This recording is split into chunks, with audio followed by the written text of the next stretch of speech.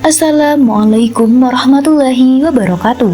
Sahabat Ngabis Hijrah, hidup di dunia ini hanyalah sementara saja, maka hendaklah setiap kita mempersiapkan bekal sebanyak-banyaknya untuk kehidupan kita di alam akhirat nanti. Nabi Muhammad SAW pernah memberikan 3 pesan yang sangat penting kepada salah seorang sahabatnya, dan itu menjadi pelajaran penting juga bagi kita saat ini. Sebenarnya, apakah 3 pesan penting Nabi Muhammad SAW itu? Mau tahu jawabannya? Simak ulasannya dengan menonton video ini hingga akhir, agar kamu dan kita semua tidak salah paham. Sebelum itu, marilah kita ucapkan sholawat kepada baginda Nabi besar Muhammad SAW. Allahumma sholli ala Sayyidina Muhammad wa ala ali Sayyidina Muhammad. Semoga kelak kita mendapatkan syafaat beliau di hari kiamat. Dan untuk teman-teman yang belum subscribe, silakan menekan tombol subscribe terlebih dahulu. Aktifkan lonceng notifikasinya, bagikan video ini ke teman-teman kalian semua agar lebih banyak orang mendapatkan kebaikan dari channel Ngabis Hijrah ini. Dan semoga kita mendapatkan amal jariah sebanyak-banyaknya. Sahabat Ngabis Hijrah, disebutkan dalam Musnad Imam Ahmad, Sunan Ibnu Majah, dan yang lainnya dari hadis Abu Ayyub Al-Ansori radhiyallahu anhu bahwa ada seorang laki-laki yang menemui Nabi Muhammad SAW dan berkata, "Beri aku nasihat singkat." Nabi SAW bersabda, "Jika kamu hendak melaksanakan sholat, sholatlah seperti sholat terakhir. Jangan mengatakan sesuatu yang membuatmu meminta maaf di kemudian hari, dan kumpulkanlah keputusasaan terhadap apa yang ada pada manusia. Sholatlah seperti sholatnya terakhir." Nabi Muhammad SAW memberikan nasihat kepada umatnya ketika melakukan sholat untuk merasa bahwa sholatnya adalah sholat yang terakhir baginya. Perpisahan yang akan terjadi akan membuat seseorang maksimal dalam berucap dan bertindak totalitas dalam melakukan sesuatu, karena menganggap itu adalah hal terakhir yang dapat ia lakukan sebelum meninggalkannya. Oleh sebab itu, Nabi Muhammad SAW berwasiat kepada kita agar ketika sholat, maka sholatlah seakan-akan itu merupakan sholat yang terakhir baginya. Ia tidak akan bisa sholat lagi setelah ini, maka tentulah ia akan bersungguh-sungguh dalam melaksanakan sholat itu. Maka sudah selayaknya seorang mukmin untuk mengingat pesan ini dalam setiap sholatnya. Lakukanlah sholat seakan-akan sholat itu adalah sholat perpisahan. Hadirkan perasaan bahwa itu adalah sholat yang terakhir baginya. Apabila ia merasakan itu, maka akan membawanya menunaikan sholat dengan sebaik mungkin. Rasulullah SAW bersabda, "Beribadah kepada Allah Subhanahu wa Ta'ala seakan-akan kamu melihat Allah. Jika kamu tidak melihatnya, maka sesungguhnya Dia yang melihatmu. Dan anggaplah bahwa seakan-akan kamu hendak mati. Jauhi dan hati-hati dari doa orang-orang yang dizalimi. Dan siapa di antara kalian yang mampu untuk sholat subuh dan isya berjamaah, walaupun dia merangka untuk mendatanginya, hendaklah dia melakukannya." Menjaga lisan, Nabi SAW bersabda kepada kita untuk menjaga lisan, karena lisan adalah hal yang paling berbahaya bagi manusia.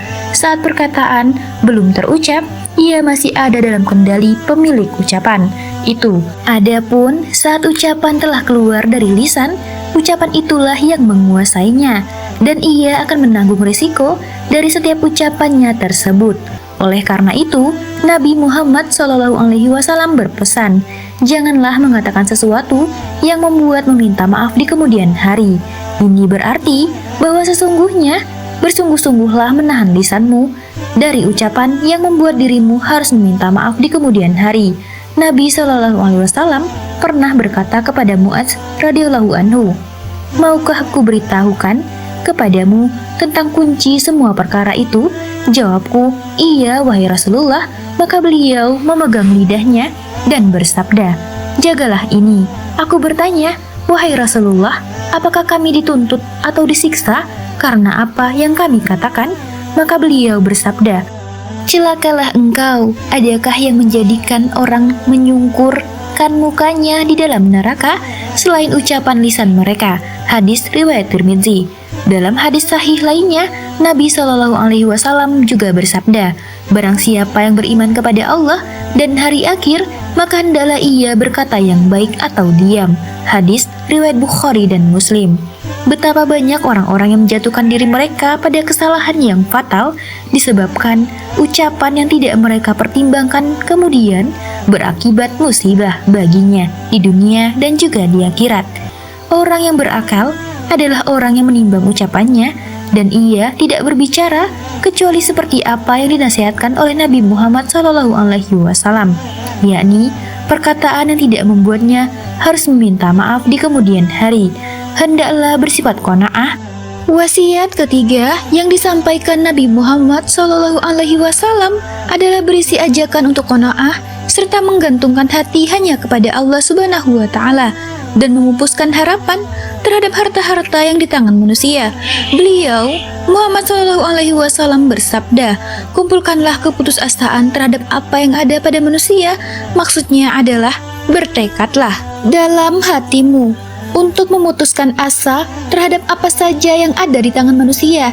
Jangan gantungkan harapan kepada mereka.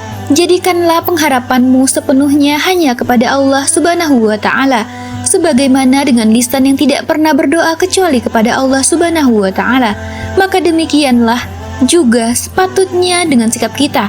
Janganlah menggantungkan harapan kecuali kepada Allah. Pupuskanlah karena segala pengharapan kepada siapapun kecuali kepada Allah. Semenjak hidup sampai mati, siapa yang memutuskan terhadap apa yang ada di tangan manusia, maka hidupnya akan menjadi mulia. Siapa yang hatinya tergantung kepada kekayaan manusia, maka hidupnya akan menjadi hina.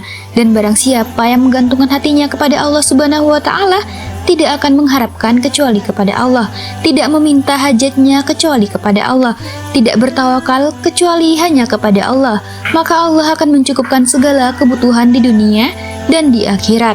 Hal ini sebagaimana Allah Subhanahu wa Ta'ala berfirman dalam Al-Quran, dan barang siapa yang bertawakal kepada Allah, niscaya Allah akan mencukupkan keperluannya. Al-Quran Surat Talaq ayat 3. Ibnu Qayyim berkata, Allah adalah yang mencukupi orang-orang yang bertawakal kepadanya dan yang menyandarkan kepadanya, yaitu Dia yang memberikan ketenangan dari ketakutan orang yang takut. Dia adalah sebaik-baik pelindung dan sebaik-baik penolong. Dan barang siapa yang berlindung kepadanya dan meminta pertolongan darinya dan tawakal kepadanya, maka Allah akan melindunginya, menjaganya. Dan barang siapa yang takut kepada Allah, maka Allah akan membuatnya nyaman dan tenang dari sesuatu yang ditakuti dan dikhawatirkan. Dan Allah akan memberi kepadanya segala macam kebutuhan yang bermanfaat. Sahabat Ngabis Hijrah, demikianlah penjelasan mengenai 3 wasiat Rasulullah SAW kepada sahabatnya. Dan ini menjadi penting juga bagi kita sebagai umatnya di akhir zaman ini. Semoga dengan adanya pembahasan ini dapat menjadikan perbaikan diri bagi kita untuk menjadi manusia yang lebih baik lagi, sesuai dengan ketentuan yang diajarkan oleh Rasulullah SAW. Marilah kita berdoa kepada Allah Subhanahu wa Ta'ala, semoga kita semua diberikan jalan yang lurus oleh Allah untuk tetap istiqomah dalam iman dan Islam, sehingga dapat diridhoi oleh Allah Subhanahu wa Ta'ala, masuk ke dalam syurganya dengan hisab yang ringan. Amin, amin ya rabbal alamin. Wallahu a'lam bishawab. Wassalamualaikum warahmatullahi wabarakatuh.